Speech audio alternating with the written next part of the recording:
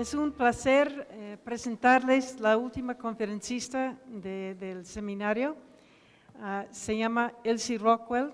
Creo que la mayor parte de ustedes la conocen y bien, pero sí quisiera comentarles un poco sobre su trayectoria en el campo. Es una mexicana, ¿sí?, con antepasados pacifistas de Nueva York. ¿Sí? Su formación está en dos campos, o dos disciplinas de las ciencias sociales, uno en la antropología y otra formación básica en la historia, el campo de la historia. Tiene una maestría en historia de la Universidad de Chicago, tiene estudios de antropología a nivel posgrado, tiene un doctorado del mismo CINVESTAV. Ha recibido varios premios en su trayectoria así profesional. Así menciono nada más tres de los más importantes. Uno es un premio INERV en historia. Otro es premio Eberto Castillo del DF. Y creo que lo más así notable es el premio de 2003 de Spindler, un premio de George y Louis Spindler, muy reconocido de la Consejo de Antropología y Educación. Ahora, tiene un lugar muy especial y muy prominente e importante en la historia de este departamento. Fue uno del grupo de 4 o 5 personas que empezó el departamento, que lo formó, que lo fundó, y fue uno de ese grupo que más impacto que tenía en el diseño de nuestro programa de posgrado, de doctorado, de maestría. Y como muchos de ustedes saben, esta maestría ha sido la inspiración y el modelo para otras maestrías en investigación educativa en el país y también en otros países de Latinoamérica, América Latina. Entonces, eso para mí es muy importante porque dio ese grupo de 4 o 5 profesores, de investigadores en ese momento, en los 70s, dio una identidad tanto al departamento como a la maestría y después el doctorado del departamento, que realmente ha sido muy importante, muy particular en cuanto a su orientación teórica y práctica y también en qué ha pasado con los egresados de esos programas. Y creo que es muy importante reconocer la trayectoria y el impacto que ha tenido en la evolución del mismo Departamento de Investigaciones Educativas. Y entonces, yo creo que con eso le paso la palabra, el título de su ponencia. El título de la ponencia es El trabajo de educar entre la guerra y el común. Gracias, Elsie. Muchas gracias, Ruth.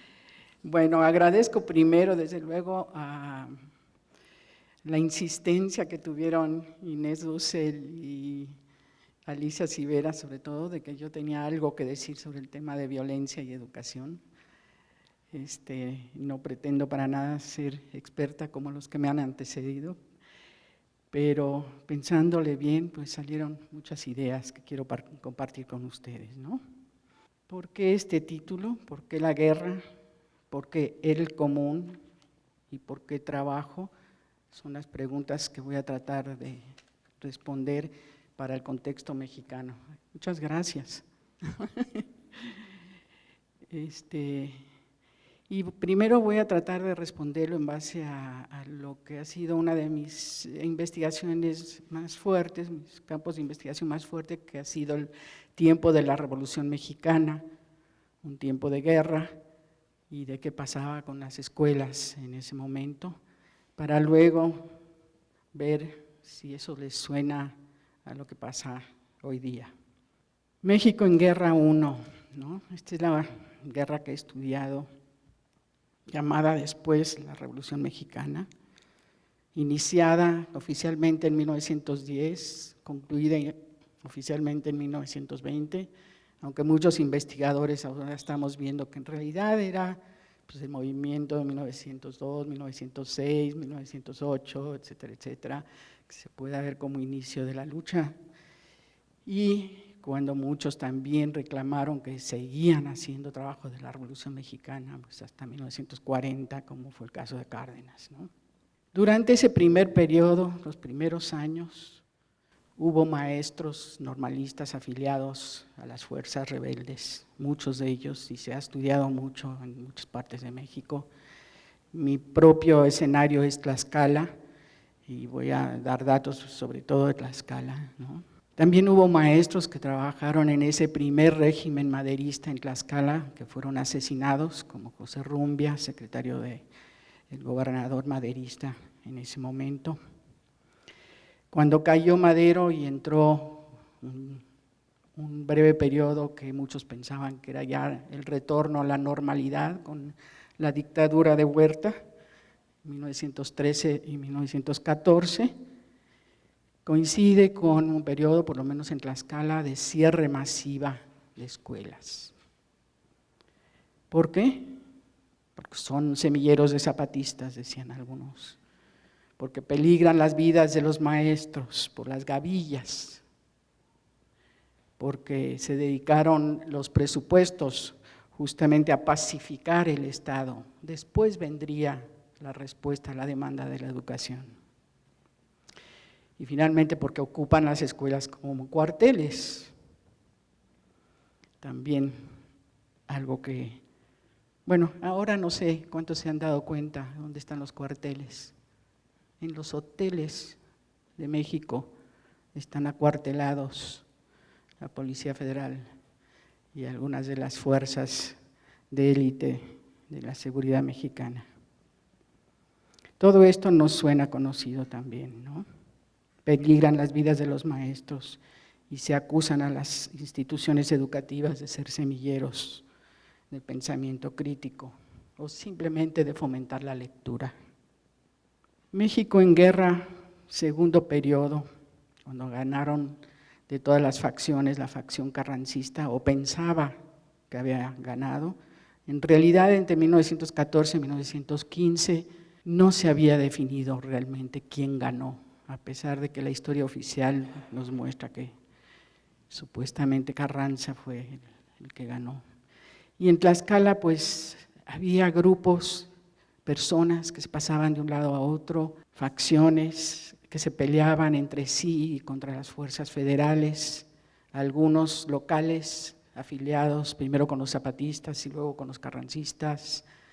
A finales del 14 pues, se pensó que Villa era realmente el que iba a ganar, hasta que fueron estos traicionados por los obregonistas, Villa y Zapata, después de su encuentro en la Ciudad de México. Y los Estados Unidos obviamente mandó equipo militar para apoyar la victoria de Carranza, que estaba en Veracruz. En Tlaxcala, ¿qué pasaba? Pues hay que pensar que primero Tlaxcala está justo en el camino del ferrocarril, el camino también de otros tipos, entre el puerto de Veracruz y México, la ciudad capital. Entonces era un lugar muy estratégico y lo primero que defendieron los carrancistas era justamente la ruta del ferrocarril. Pero seguían luchando diferentes grupos dentro de Tlaxcala. Y algo pasó muy interesante durante ese periodo que era de plena batalla, que las diferentes facciones empezaron a usar escuelas o fundar escuelas en los pueblos como manera de legitimarse como gobierno en esos territorios.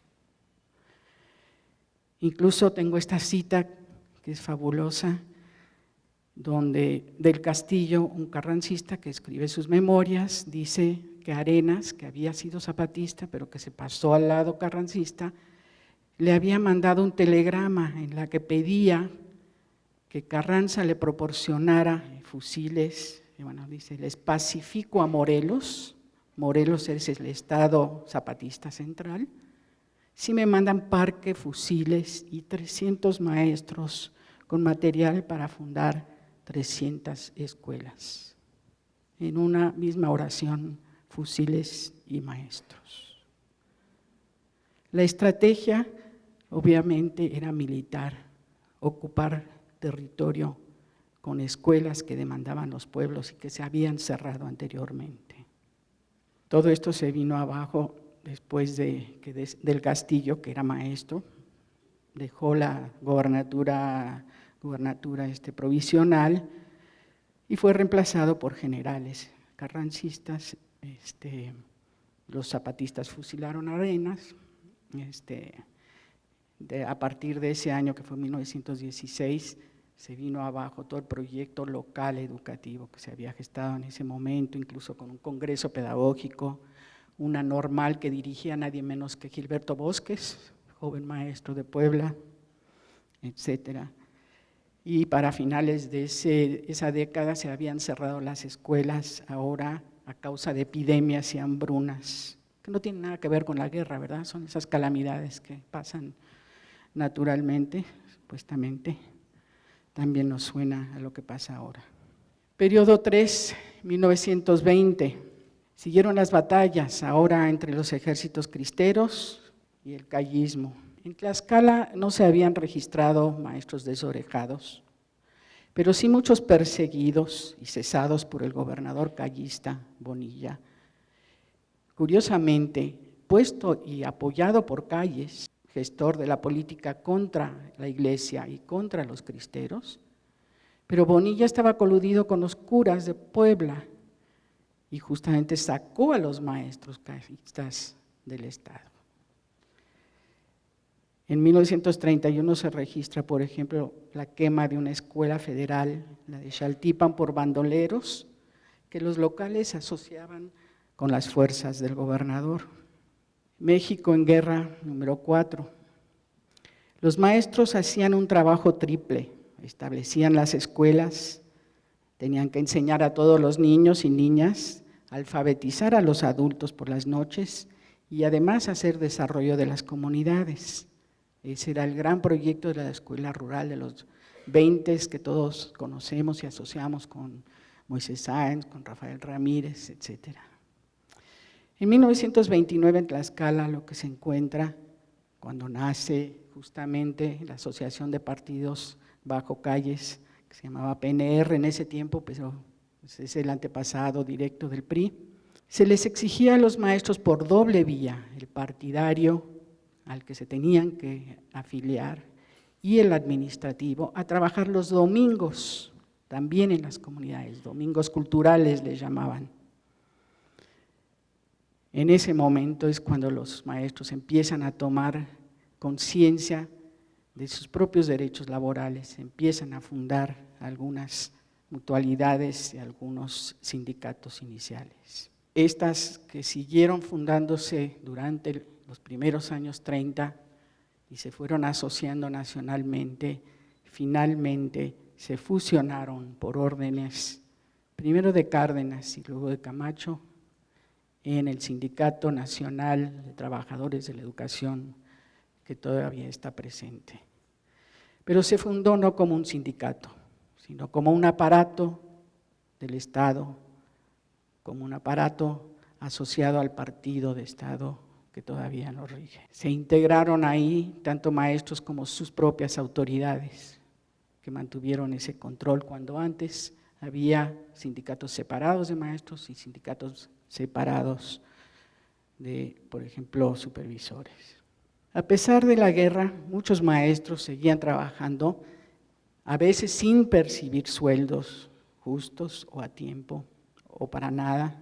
Muchas comunidades durante todo este periodo revolucionario seguían sosteniendo sus escuelas, pagando a los maestros y con mayor control comunitario sobre ellos mismos, sobre los maestros.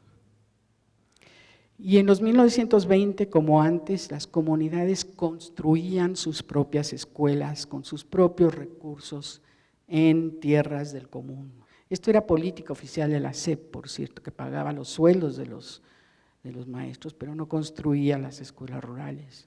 Estas escuelas pues sostenían, se demandaban, se apoyaban por las comunidades que las consideraban suyas, porque la escuela no solamente el lugar donde venía a trabajar el maestro, también era el lugar donde se reunían, era el lugar de mayor importancia en algunas comunidades.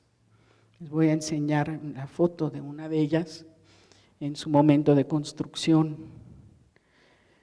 Se ve la altura de la construcción. Los vecinos ahora que he entrevistado me dicen que en aquel tiempo, esto es en las faldas de la Malinche, por kilómetros se veía levantarse los muros de esta escuela. Y las vigas las trajeron de la Sierra de Puebla a lomo de mula. Y los niños cargaban piedra del río y todos ponían trabajo. Este es el trabajo comunal de los pueblos indígenas.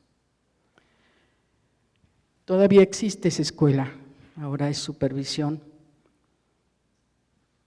El pueblo lo defiende a capa y espada. Lo han querido derivar varias veces porque alrededor de esto obviamente hay una escuela moderna, techada, de CAPSE, etcétera, etcétera. Pero dicen, no, pues si mi abuelo fue el que pagó para tal, y mi bisabuelo, y yo también cargué piedra, etcétera. Son décadas de construcción de escuelas en todo México con los recursos y el trabajo de las comunidades.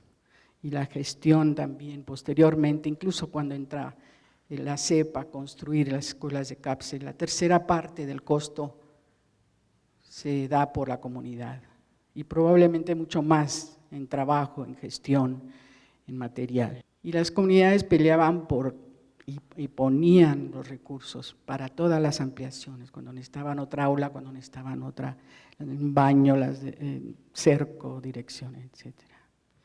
Y progresivamente esas escuelas que eran de comunidad se iban cercando, se les iba construyendo bardas alrededor, se iba trasladando incluso el título del terreno donde estaba, que normalmente era terreno comunal, se tenía ya que escriturar a la SEP. Se fueron apropiando de escuelas que eran de la comunidad para construir, para hacer el Estado que ahora nos rige. Los maestros, como decía, hacían de todo. Este es un grabado de Verado Ramírez que los muestra en la milpa con los niños, en la escuela rural con adultos y con jóvenes. Una escuela, en este caso, construida con palma, como ven. Bueno, todo esto y los educadores, ¿qué? Los educadores expertos. Nuestros grandes nombres, ¿no? Sierra, Vasconcelos, Schutz, etcétera, etcétera. Todos estos educadores, algo pasaba muy curioso. Antes de la Revolución, Sierra había fundado la Secretaría de Instrucción Pública y Bellas Artes, y en 1910 inició un congreso de instrucción primaria, al que fueron convocados educadores de todos los estados. Y este congreso, curiosamente, fíjense en las fechas, se siguió reuniendo en 1911, 1912, 1913, 1914 estaba citado en el DF, pero como DF lo tomaron los zapatistas y los villistas, se trasladó a Veracruz, donde estaba Carranza. 1916 también se empezó a celebrar, pero en diferentes estados donde convocaban a delegados de todos los estados circundantes bajo régimen carrancista, que todavía no era presidente sino hasta el 17. El Consejo Superior de Educación Pública, también fundado por Sierra, con eminentes intelectuales, seguía sesionando y planeando el futuro de la educación educativa hasta el 17. La CIPA continuó administrando escuelas en el DF y territorios, cambia de nombre después del 17, pero no de función ni de personal, ya le hemos seguido la pista aquí en el DF, y seguía como si nada.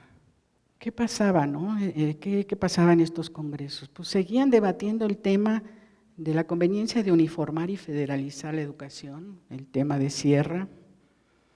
Hubo interrupciones en el servicio, cierre de escuelas por la incursión de bandidos y por restricciones presupuestarias, porque se necesitaba para combatir a los rebeldes. El Congreso en Tlaxcala en 1916 sí convocó a ilustres educadores revolucionarios, como decía, ahí estaba también Gilberto Bosques, y se renovó la formación de los docentes en ese año, pero eso duró solamente como 1 año y medio. Lo curioso es lo que llamo una isla educativa. En todos estos espacios y en muchos de los documentos que se produjeron por nuestros ilustres educadores del tiempo, por ejemplo Pani, los intelectuales no hablaban de una revolución en curso. La educación opera y operaba con una aparente normalidad.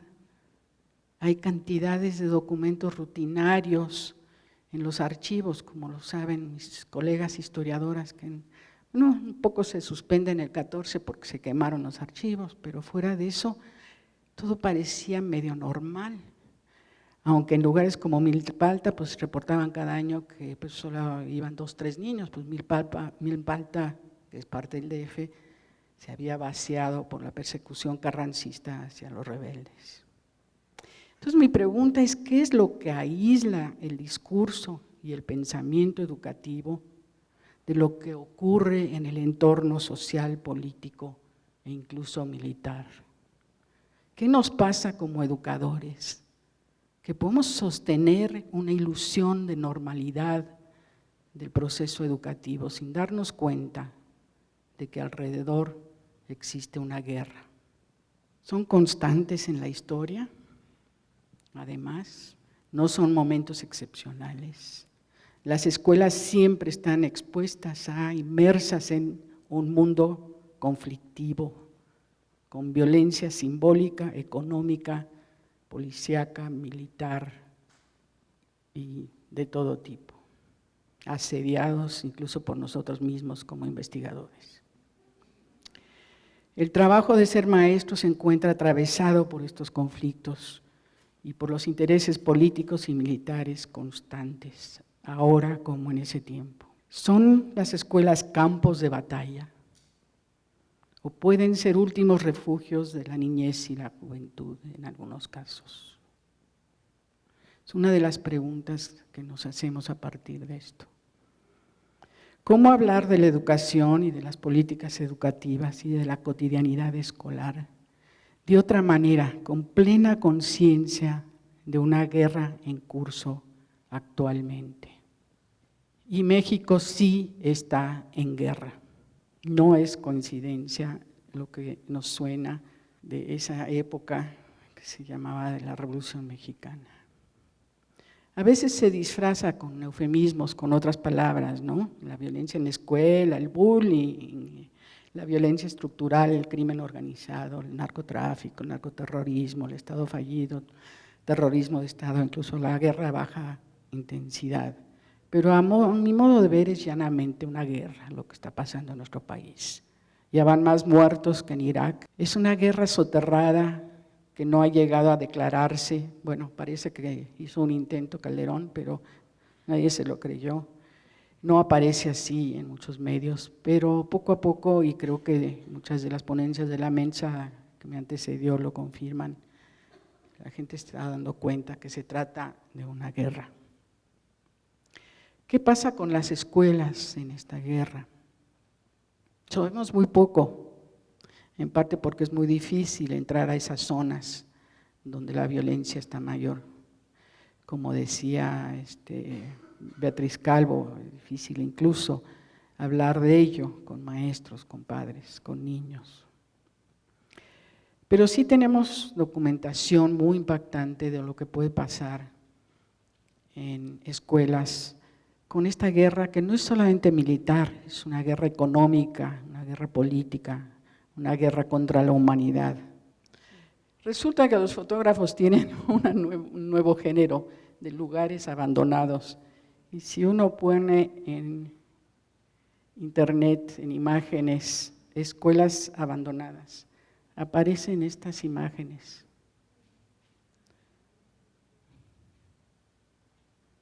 Escuelas abandonadas, la mayoría en el primer mundo, la mayoría en los Estados Unidos, Inglaterra, Rusia, etcétera, Europa. Fotos de escuelas abandonadas o fotos de escuelas víctimas de una guerra que no quiere tener escuelas. Y sigue. Detroit, USA. ¿Saben dónde es eso? El cinturón oxidado, le dicen. La zona de los Estados Unidos donde nació, donde se creó toda su industria automotriz y siderúrgica, industrial, y que ahora está despoblándose en la pobreza y es sobre todo el lugar de cierre de escuelas públicas. Este es de Bulgaria. Estos también son… Lo impresionante es cómo se abandonaron esas escuelas de un día para otro, ¿no? Aquí alguien ni siquiera recogió la bandera, Dios mío. Una guerra contra la ciencia, contra los libros, así quedan esas escuelas. Se cierran de un día para otro. Harlem, Detroit, Rusia, etcétera. Por si creen que esto es antiguo, metí escuelas abandonadas en México, pero no encontré ni una imagen. ¿Y qué fotógrafo se atrevería en estos tiempos? Pero sí hay testimonios. Yo he trabajado en cárceles como antropólogo, he hecho trabajo de campo en cárceles. Ahorita no se puede trabajar en las cárceles, porque la situación es muy complicada, te expones a cualquier tipo de cosas. Pero, por ejemplo, si pudiera trabajar con expedientes que nos permitieran saber, bueno, de quién estamos hablando cuando hablamos de delincuentes, qué ha pasado, por ejemplo, en términos de la familia, como te digo, de las redes sociales, qué papel han dejado de jugar digamos, las instituciones educativas, ¿sí? Qué problemas enfrentan los jóvenes, porque esta es una guerra que tiene como principal objetivo a los jóvenes, ¿no? Ellos son las víctimas y al mismo tiempo digamos también los actores principales de esta guerra, ¿no? Entonces, ¿qué va a pasar, no? Pero la pregunta que un antropólogo creo yo que se debe hacer es a un nivel mucho más profundo. ¿Cómo se explica que un chavo de 16 años de una colonia media o de una colonia popular que tenía trabajo en una maquiladora de Chihuahua o de Juárez decida mejor dejar eso y meterse a trabajar como sicario? Porque que un antropólogo, por alguna razón política, digamos, asuma una identificación, no sé, con un grupo guerrillero, con un grupo militar, lo entiendo, y que desde ahí pueda construir una antropología, lo entiendo. Pero en este mundo donde estamos nosotros de violencia generalizada, no veo qué partido se pueda tomar, y el partido que tomes no tiene regreso, o sea, la opción que tomes no tiene regreso. Entonces, si tú te metes en ese mundo, no sales, nunca vas a salir. Digo, salvo en una fosa común, en algún sitio por ahí perdido, ¿no? Entonces, yo, si te quieres que te diga mi opinión, es primero la vida.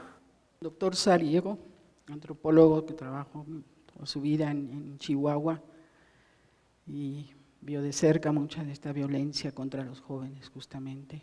Los jóvenes como principales víctimas de esta guerra, en todos los sentidos, víctimas obviamente mortales, victimarios, muertos también, porque si le entran a eso saben que no van a vivir, y víctimas también de la absoluta carencia de maneras de estudiar y de vivir, que no sean en campos y minas llenas de tóxicos, exponiendo sus vidas, incluso en el trabajo por los derechos humanos.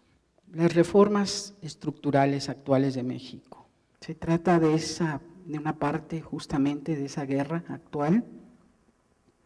Porque es que el ejército abre paso a las concesiones mineras y las defiende, a las empresas agroindustriales, al despojo de todas las riquezas de nuestro país. El crimen organizado y los migrantes ilegales proporcionan los dólares que requiere la economía nacional. Se les toca, pero también se les lava el dinero. O se usa para que sobrevivan las familias en las comunidades, las familias que tienen a sus familiares sufriendo del otro lado o ganando dinero del otro lado. Los sicarios de diferentes bandos eliminan a quienes protestan o se oponen al avance de las fuerzas que invaden los terrenos que son comunales porque son de la patria. Por cierto, sicario es una palabra que se oía mucho en Colombia, creo que nos llegó por la literatura colombiana. Y mi hija, que estudió algo de esto en Sonora, dice que en 2006 hizo parte de su trabajo de campo ahí sobre el narco y no escuchó la palabra sicario. Regresó en 2011 y uno de sus compañeros de la secundaria se había vuelto sicario y hasta la saludó. Se reconocía ya como un oficio más, ser sicario. La guerra por otros medios, ¿no? Esta guerra recién declarada de las zonas económicas especiales en Guerrero, Oaxaca y Chiapas para generar riquezas, no es otra cosa más que la formación de territorios que se eximen de todas las leyes nacionales, que se eximen, que se encuentran en un estado de excepción total, fiscal, laboral, ambiental, económico, cultural y desde luego educativo. Y en esas condiciones se espera lograr una educación de calidad, con equidad para todos, como anuncia la reforma. Me recuerda mucho, por ejemplo, a esas metas, esos objetivos de desarrollo del milenio que se nos anunciaron en el año 2000 para el 2015. ¿Alguien ha leído los informes? Los únicos países que lo lograron, claro, fueron los europeos, que ya lo tenían desde antes, etcétera. Uno que otro en América Latina, creo que Uruguay, que también lo tenía antes, etcétera.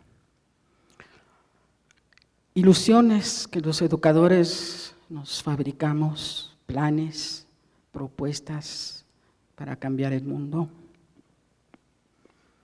Todo esto suena muy pesimista, ¿no? Pero bueno. Y una reforma que según Peña Nieto es de gran calado, fue la última frase con la cual, ¿no? Una reforma con metáfora de buque de guerra, así se les dice a los buques de guerra de gran calado. Una reforma que manda por delante el ejército a callar la oposición real o potencial, como se hizo en Guerrero, en Oaxaca. Una reforma que tiene como punta de lanza un sistema de examinación con pruebas de alto impacto, o serán balas. Una reforma que usa como balas expansivas las leyes, los reglamentos, los acuerdos, las cartillas, los programas tóxicos que van y se expanden por todos los sistemas educativos. Son metáforas nomás.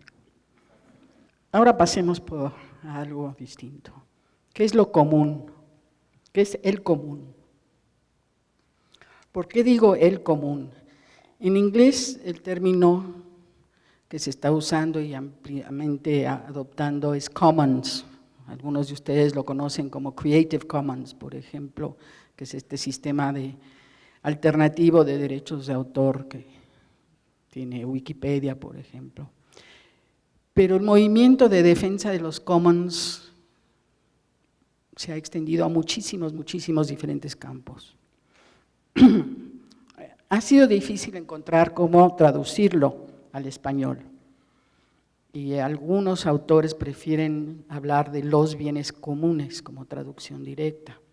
Algunos hablan de lo común, pero lo común me suena también a demasiado común, no sé. Yo opto por el común porque también es el término que encuentro en los documentos antiguos para referirse a la propiedad del común en los pueblos indígenas. Se supone que viene del común de la gente, pero en muchos quedó simple y llanamente como terrenos del común, el común siendo lo que pertenece y se comparte de manera pareja entre todos. Es todo lo que todavía no se encuentra cercado. El cercado del común, como ustedes saben, es uno de los temas centrales de ese gran libro del Capital de Marx. Es lo que no se ha convertido en mercancía, es lo que no está sujeto al control del Estado central, es lo que sí sostiene la vida, la cultura, el conocimiento y la educación. Hay 4 tipos de común. Algunas son del mundo natural, la tierra, el mar, la atmósfera, el aire, el agua, bosques, flora y fauna diversa, la biodiversidad como tal. Y todos sabemos que todos estos están en la mira de la privatización y muchos ya se han tomado como tal. Los bienes sociales, la salud, la educación, los trabajos sociales, familiares, impagos, familiares y de comunidad. Y esto muy difícilmente se imagina, ¿no? Pero todo lo que hacemos todos los días para sobrevivir es parte de ese común, es parte de lo que no está, ¿no? Piénsese en una fiesta, que es una de las tradiciones más ricas de nuestra cultura mexicana, ¿no? Todo el trabajo común para llevar a cabo una fiesta, pequeña o grande, como sea. El último bautizo donde me invitaron, hubo 300 personas, ¿no? Familia Xochimilca, sin recursos, muchos sin empleos, pero con un fiestonongo, música y comida como debe ser, ¿no? Tercero, la cultura.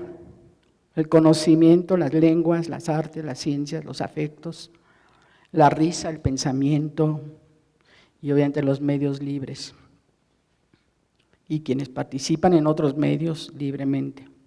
Y la cuarta es la vida misma, las personas crecientemente siendo esclavizadas, los órganos, las semillas, la información genética, la herbolaria y todo lo que sostiene la vida en la tierra.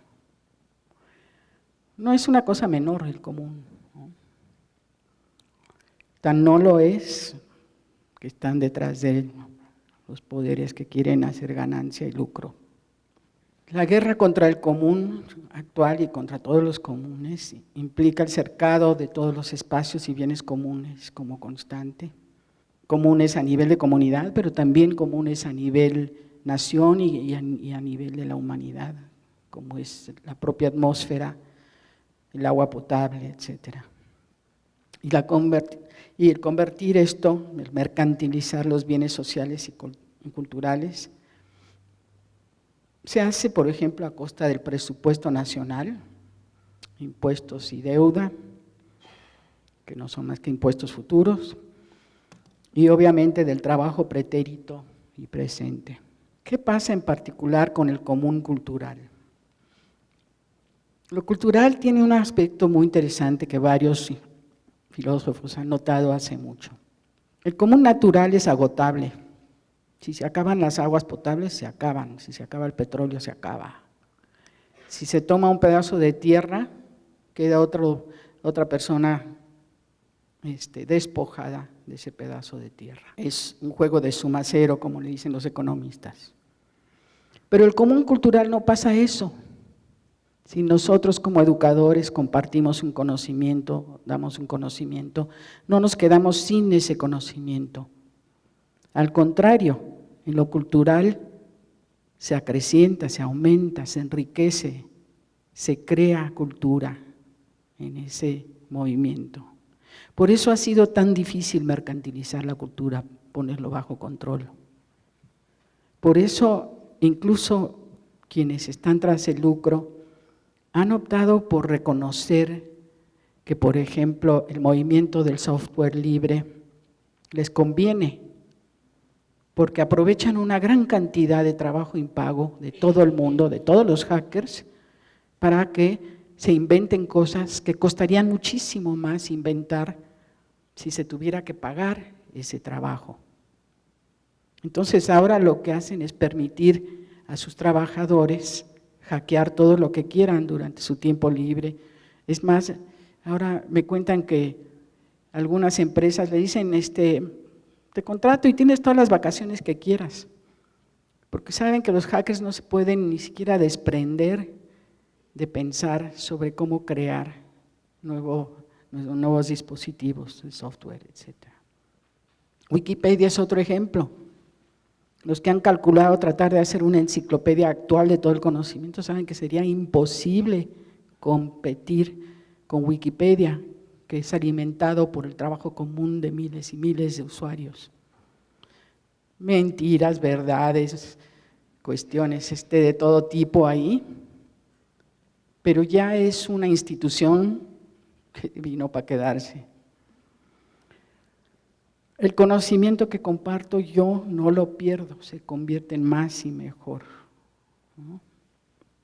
Entonces, esta cualidad muy particular de lo que es la cultura, la lengua, el conocimiento, las artes, los sentimientos, nos protege de alguna manera en la guerra. Es lo que nos protege contra esta guerra contra el común. Y es lo que abre el espacio justamente para asumir un trabajo colectivo y común, como es, por lo menos debe ser el trabajo de educar. Y el educar es un trabajo, no es una práctica, no es una pedagogía, no es una didáctica, no es el desempeño profesional, ni un oficio, ni una aplicación de métodos y tecnologías y todo lo demás que se ha usado, es trabajo. Además es un trabajo imposible, esto me lo enseñó, bueno, lo escribió muy bien Anne-Marie Chartier, mi colega francesa. O sea, es literalmente imposible garantizar que un maestro enseñe todas las competencias a todos los niños que tiene a su cargo en el año escolar en que lo debe hacer, para que pasen los exámenes de rendimiento. Ese es el problema de un esquema basado en ese tipo de exámenes. O sea, tiene que haber perdedores a fuerza, ¿no? Le apuestan a perdedores. No sería un sistema si todos sacaran 100%. Es un trabajo educar. ¿Qué tipo de trabajo? Es un trabajo, y todos los maestros lo saben, y todos los que somos docentes lo sabemos, que requiere hacer más trabajo que el pagado en una jornada laboral. Hubo una vez aquí en el día, no sé si se acuerdan, que vino algún administrador a querer ponernos el reloj checador. Y dices, absolutamente sí, ¿cómo? Pero todo lo que caiga fuera de esas 8 horas no cuenta y le aseguro que la productividad va a bajar. Se cayó. O sea, hay trabajo docente antes y después de la jornada, todo lo que se prepara, la planeación que se ha vuelto uno de los indicadores de la excelencia docente. ¿Cuándo la deben hacer? Antes de la jornada de trabajo. La evaluación, los reformes, toda la papelería que se tiene que llenar. O bien se hace antes y después de la jornada, o bien se hace, como dijo nuestra colega argentina, ahorita se me fue el nombre, en una doble jornada simultánea dentro del aula mientras mantengo ocupado a los niños. Lleno los papeles. También es un trabajo porque implica organizar el trabajo horizontal y personal de los estudiantes para que se eduquen entre ellos, en gran parte. Copiarse no es más que otra forma de enseñarse entre los niños. Y para que produzcan evidencia escrita, mostrable en los portafolios que sirven, obviamente, para calificar el trabajo del docente. Hay estudiantes que se están oponiendo a hacer eso. El trabajo de educar depende esencialmente del común social, de horas y horas de trabajo impago, tanto de los maestros como de los familiares. También hemos hecho seguimiento, por ejemplo, de las horas de trabajo que meten familiares en ayudar a los niños a resolver tareas, que se acrecienta sobre todo en el primero y segundo grado, por ejemplo, donde en un estudio cerca del 50% de las tareas, de los trabajos en el cuaderno escolar eran tareas hechas en casa. donde incluso una abuela analfabeta ayudaba a su niña a aprender a leer y escribir y aprendió a leer y escribir junto con ella, donde los hermanos mayores que han ido a mayores niveles de escolaridad ayudan a los menores a resolverlo. Es un trabajo que acrecienta el común cultural también, es un trabajo con el afecto, con el conocimiento, con la formación de todos nosotros. Pero también es un trabajo que se intenta controlar, cercar y aprovechar para otros fines, como estamos viviendo en estos días en esta reforma. El objetivo es nada menos de convertirlo en mercancía, aunque esto rara vez es posible. Se supone que credenciales, calificaciones, insumos, servicios, etcétera, equipos, TICs, etcétera, acrecientan esa calidad cuando muchas veces ni siquiera afectan realmente la creación del conocimiento y la formación afectiva de los educandos y de los maestros. Es un trabajo que se realiza siempre en situación de conflicto y en situaciones de guerra resulta ser incluso más difícil. ¿Qué hacemos?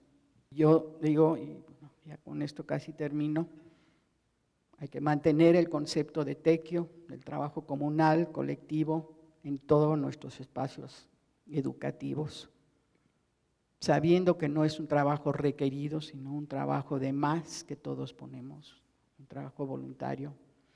Hay que ocupar los espacios y tiempos institucionales para concentrarlos realmente en el trabajo de educar con calidad, tratando de reducir, como lo hacen los mejores maestros y directores de escuela que he visto, hacen al lado todas esas exigencias absurdas que les están lloviendo desde arriba y defienden con capa y espada el tiempo de trabajo con los niños para enseñar. Hay que crear también y mantener espacios para el trabajo de educar con los recursos y tiempos del común, incluso fuera de las instituciones públicas. ¿Qué pasará entonces en México? Eso es imprevisible. Dice Tolstoy, ninguna batalla ocurre como la anticiparon los que la planearon. Esta es una condición esencial. Y si algo nos enseñan estos casos de Palestina, de Colombia, de Argentina que hemos escuchado, es que no podemos prever qué pasará dentro de y en torno a las escuelas de México en los años que vienen. Pero lo que nos han compartido, desde luego, nos ayuda a prepararnos. Y termino solamente como en unas fotos. Migrantes a Macedonia, una situación de guerra provocada desde los propios países, la Unión Europea y los Estados Unidos, que se niega a recibirlos conforme dicta la Ley de Derechos Humanos Universal. Esa es la triste historia. Y esta es la historia que da optimismo. Afganistán, territorio de ¿qué? 50 años de guerra, 30 muy fuertes, con lo mínimo que se necesita para una educación de calidad. Una persona con corazón frente a un grupo de chiquitos, lo que sea para mostrarle unas letras. Y la foto de Mariana Jampolsky, que siempre simboliza para nosotros todo ese trabajo común que sostiene el trabajo de educación que nosotros tomamos como objeto de estudio. Muchas gracias.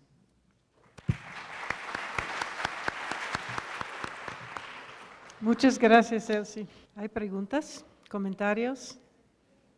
Bueno, agradecer este bello mensaje, porque es cierto, en medio de la negatividad, de todo lo imposible que nos mostró la doctora, es también el rescatar esta parte esencial en cada uno de los educadores. El corazón y la actitud que tomamos ante nuestro grupo de pequeñitos es lo que saca adelante a las sociedades. Muchas gracias, doctora. El plantear la escuela como un último refugio, como una última opción de refugio para los niños y jóvenes, me hizo pensar aún más en la problemática de los mal llamados ninis, ¿no? ¿De los qué? De los mal llamados ninis, de estos chicos a los que estamos dejando fuera de las instituciones y que pues les estaríamos negando ese último refugio. Los sin. Sí, hay muy bellos relatos de las escuelas realmente siendo refugios en tiempos de guerra, ¿no? Desde la persecución de judíos en Francia, por ejemplo, en la Segunda Guerra Mundial. También hay del Medio Oriente, creo, historias. Aquí es la impresión que se llevó justamente a Marie Chartier cuando visitó escuelas cerca del centro, ya en ese tiempo, 2005, violento en México. También hay esa posibilidad, ¿no?, de la escuela como refugio. Pero como todo en lo escolar, es contradictorio, ¿no? También hay una especie de política de metamos a todos dentro de la escuela para que no se vayan de sicarios. Creo que hasta aumentaron las becas por eso, ¿no? Pero la contraparte es algo así como, no importa si aprenden o no aprenden, es más barato ponerlos en la escuela que en la cárcel. Y por ahí nos sobra escolaridad también y nos falta empleo digno y condiciones de vida en paz, ¿no? Yo más que nada felicitar a la doctora. Yo soy hija de un maestro. Empecé a trabajar desde muy joven, a los 15 años. Tengo 42 años de servicio. A veces muchas personas me preguntan el por qué sigo en servicio si ya debería de estar jubilada. Y yo siempre, así como a broma, a chanza, dicen que tengo que darle mucho a la educación. Y a veces les digo, me puedo comparar con ustedes, puedo correr, brincar, saltar y hasta echar maromas. A los jóvenes saber si aún lo saben hacer. Esto es parte de una reflexión de los que aún estamos en servicio, de los que tenemos todavía la virtud de encontrarnos con esta gran cultura como es la educación, porque nos hacen reflexión, por ejemplo, en las películas de Cantinflas. A mí me tocó vivir en el sur del Estado de México, algunas clausuras que nos hacían favor de invitarnos a algunos presidentes municipales, en qué situaciones se encontraban con ramas. Ahora veo, por ejemplo, en Monterrey, que tienen clima por el calor. Acá en Tejupilco, Lubianos, todo eso, no tienen esa fortuna, aún estando en el siglo XXI, de encontrarse con clima. Entonces son ramas las que están y todavía las bancas son totalmente muy antiguas. En la época que estudió mi papá, porque como vivíamos antes en la casa del maestro, de alguna otra manera siguen existiendo todavía ese tipo de mobiliario para los niños, a donde no en todas las escuelas se ha dotado de otro mobiliario. Créanme que esto para mí me hizo una gran reflexión y un sentimiento, porque les digo, yo estoy 42 años de servicio y como que no ha cambiado mucho. La educación no ha cambiado mucho, a veces son discursos, pero si nosotros realmente hacemos un recorrido, no muy lejos, aquí dentro de nuestro Estado de México, Valle de Toluca, nos hemos encontrado, ahora mi función es que ya quitaron, por ejemplo, el asesor técnico. Nosotros llevamos acompañamiento, el seguimiento a las escuelas, estamos integrados en los colectivos de consejo técnico y vamos directamente a las aulas para poder llevar ese acompañamiento y esa tutoría a los maestros. Pero sí nos hemos dado cuenta que no todas las escuelas tienen la oportunidad de contar con el mobiliario adecuado a estas alturas. Gracias. Sí, bueno, yo lo que enfatizaría en la historia que nos acabas de contar es que te formaste en gran medida como maestra al lado de la familia, con un trabajo también de formación docente comunal, ¿no? Y también, exactamente. Entonces, Siempre hemos visto una distancia enorme entre el discurso oficial y la historia oficial de educación y lo que realmente pasa cuando reconstruimos historias reales de la educación. Pero yo no diría que nada ha cambiado. Sí ha habido muchos cambios, no solamente el mobiliario es importante, tal vez sigan prácticas muy buenas en ese sentido. ¿No? Yo estoy hablando en términos de prácticas de docentes también, ¿no? Para bien y para mal. Los maestros ahora están atiborrados de propuestas de todos lados y cada uno inventa su propia práctica como puede dentro del aula, ¿no? Bueno, ¿más preguntas? Ahí hay otra. Ya es el momento de… No, ahí hay otra. ¿Sí? por allá. Ok. Buenas tardes, doctora. Primero que nada, felicitarla. Vengo de la Benemérita Escuela Normal Veracruzana Enrique Cerrepsamen, una normal que tiene 127 años de haberse formado. Y bueno, quisiera yo tener un poco de esa serenidad que tiene usted para hablar de esta situación tan fuerte que afrontamos las escuelas normales, ¿no? Ante un contexto que se llama tal cual guerra, ¿no? En relación a su presentación hay una diapositiva en donde se llama la isla educativa y usted ahí hace una pregunta que dice, ¿qué es lo que aísla el discurso y el pensamiento educativo de lo que ocurre en el contexto? Mi pregunta directa sería, ¿usted qué piensa de esta parte que se está dando de la extinción o de lo que se pretende de la formación de las normales en México? Porque cada vez somos menos y más los peligros que nos llevan a pensar que pareciera que no hacemos falta. Gracias.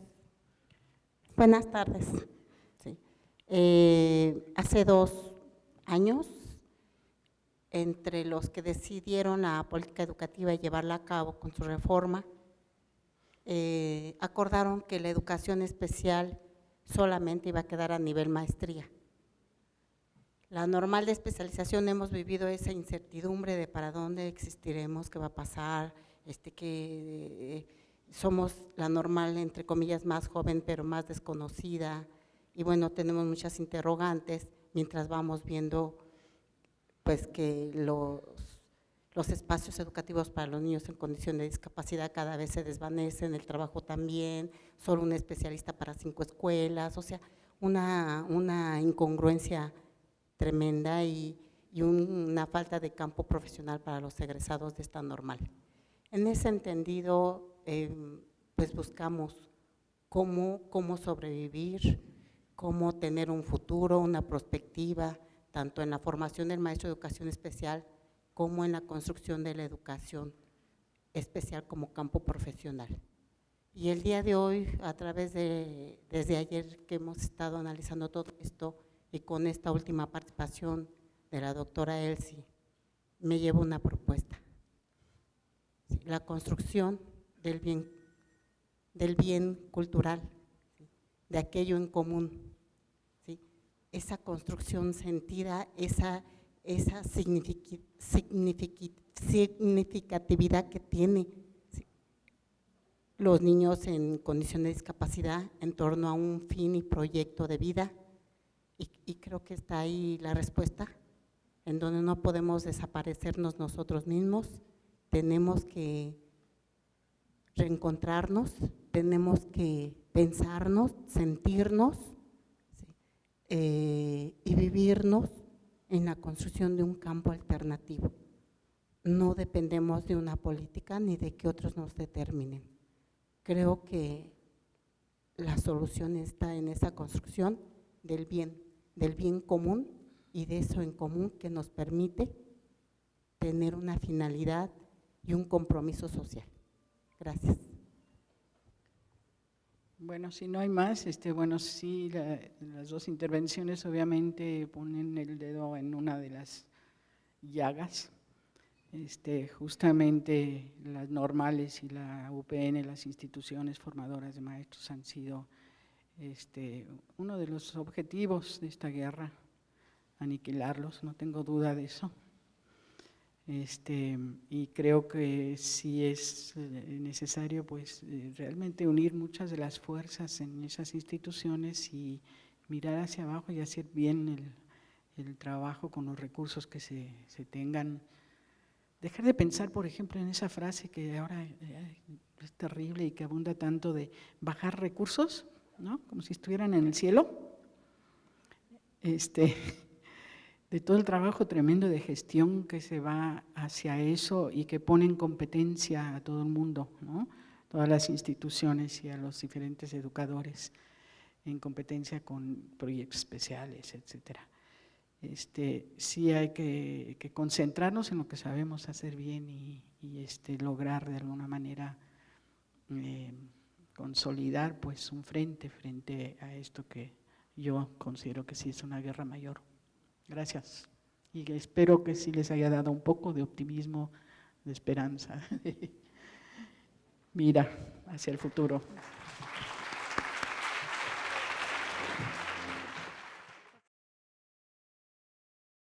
Quisiera nada más presentar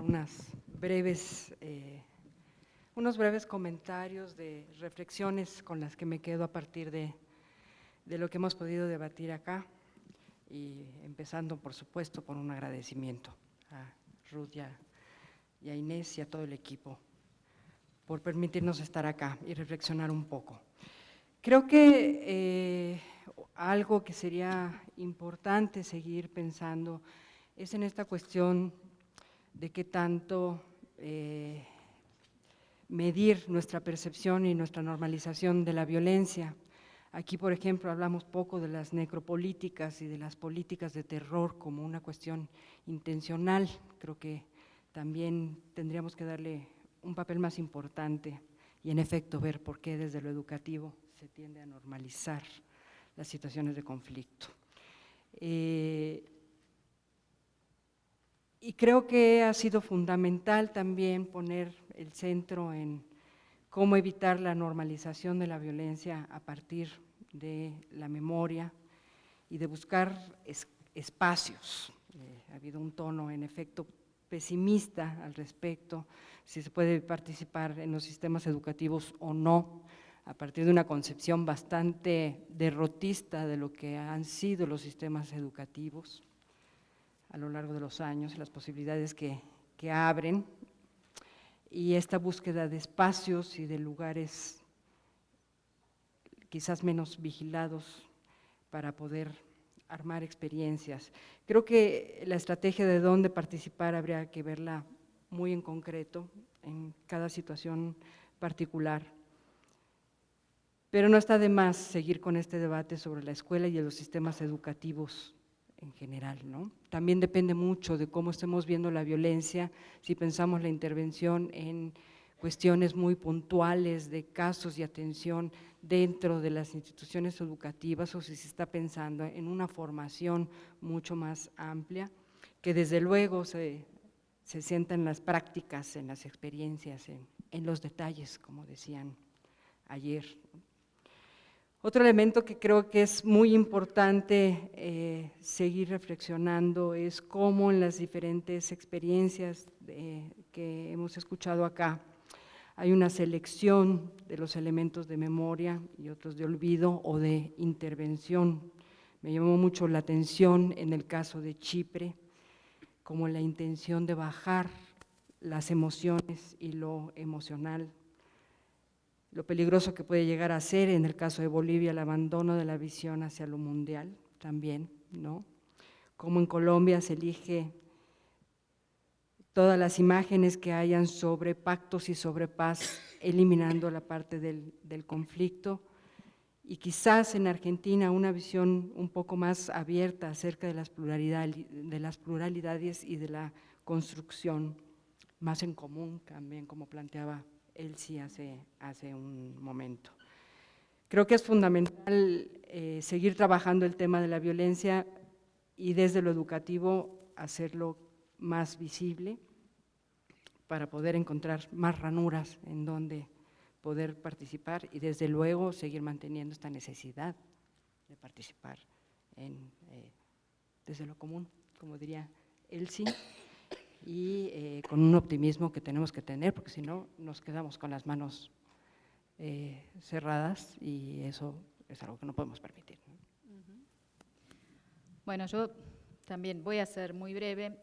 Pensaba cuando la escuchaba a Elsie, hay una frase que dijo Rancière hace un tiempo que a mí siempre me queda resonando, y esta pregunta de si en este momento alguna conversación puede no ser un mercado en el que nos vendamos nuestras ideas, juntemos papelitos, credenciales, ¿no? Y que realmente podamos tener una conversación que vaya más allá de eso. Y yo creo que algo de eso se logró para mí en este seminario, que pudimos poner ideas, experiencias, prácticas, saber que el problema es muy complejo, que qué puede hacer la escuela es una pregunta muy grande, y que hay distintos modos de resolverla, que hay experiencias que están tratando de resolverla, a veces mejor, a veces peor, como pueden, pero que en ese intento van haciendo camino, van ofreciendo ideas, van ayudando a pensar, y creo que eso salió muy bien para mí. Me quedé pensando también en la línea del optimismo y el pesimismo. Tenemos a los educadores parece que nos está prohibido ser pesimistas. El pesimismo es para los académicos, salvo, claro, él es académico. Como él dice, me pagan para eso. Y creo que es una dualidad que está bien. Bueno, Gramsci decía lo del pesimismo de la inteligencia y el optimismo de la voluntad. Por ahí podemos negociar por ahí, o por ahí no negociamos, no importa.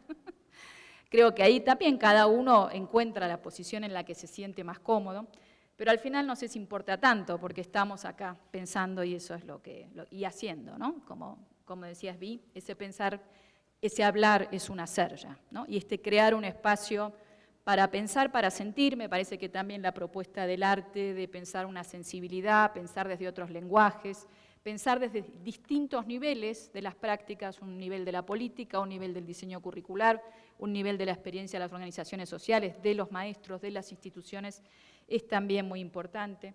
Yo diría que la esperanza es importante y hay que tomársela en serio. No sé si es una esperanza, y defiendo ahí, bueno, cuáles son las bases para una esperanza sí, con una idea realista, ¿no? de lo que está pasando, de las fuerzas que hay, y si no las hay, por dónde se avanza, ¿no? Cuáles son esas bases.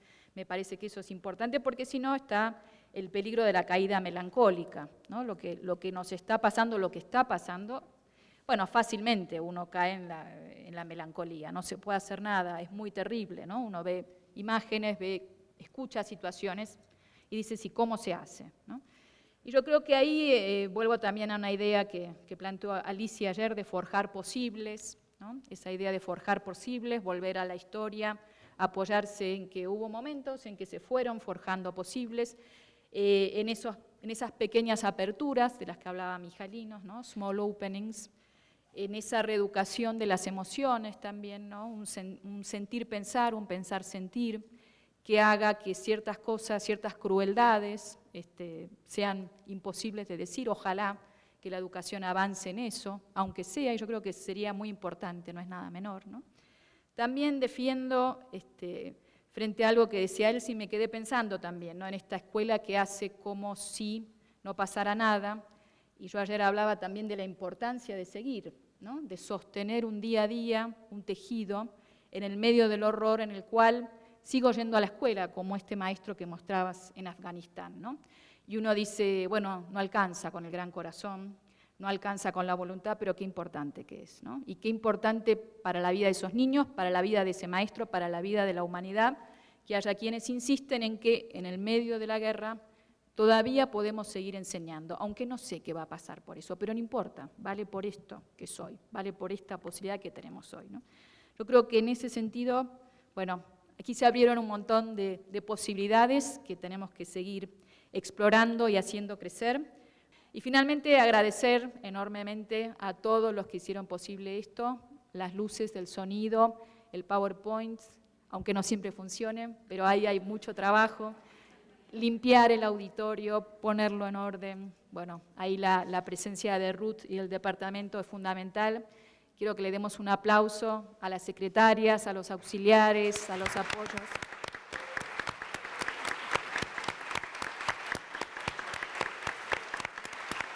Bueno, por mi parte, nada más, y esperamos verlos en las próximas actividades del día. Muchas gracias.